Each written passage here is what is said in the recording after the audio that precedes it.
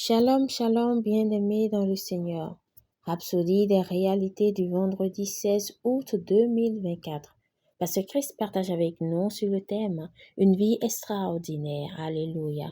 Notre verset d'ouverture est tiré de Marc 4, verset 41.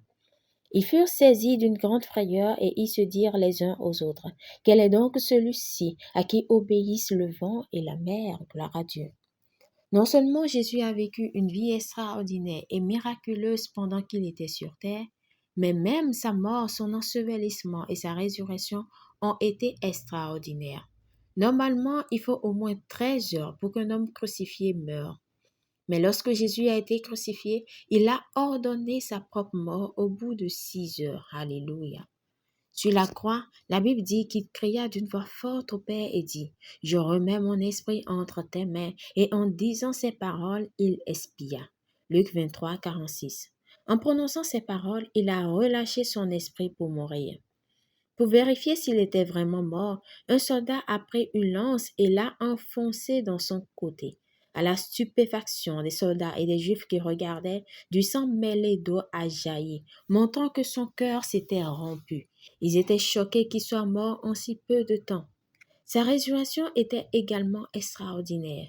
À la demande des chefs juifs, les Romains avaient scellé d'une grosse pierre le tombeau où Jésus avait été enterré, et ils avaient chargé des soldats armés de le surveiller. Le troisième jour, un ange brillant comme le soleil descendit du ciel. L'ange déplaça la grande pierre, s'assit dessus et Jésus sortit glorieusement du tombeau. Alléluia.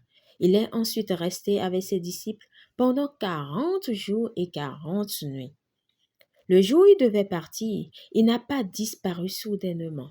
Alors qu'il parlait à ses disciples et leur donnait des instructions, il a lévité du sol, défiant la loi de la gravité.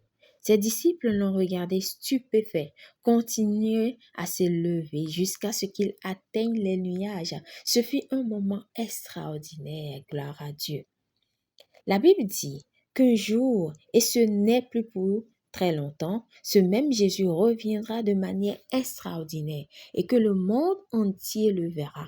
Ce sera glorieux et nous nous préparons tous au retour prochain du Maître. Il nous a appelés à une vie extraordinaire de gloire et veut que nous fassions connaître cette vie d'excellence et de grâce aux autres et que nous les préparions à son retour glorieux. Alléluia. Prière. Seigneur Jésus, merci pour la vie extraordinaire de miracles, de puissance et de gloire que nous avons en toi. Merci d'avoir fait de moi un vase pour répandre le message du salut et préparer le cœur des hommes à ton retour prochain. Amen. Pour une étude approfondie, nous lisons Matthieu 27, versets 50 à 54, Actes 1, versets 10 à 11.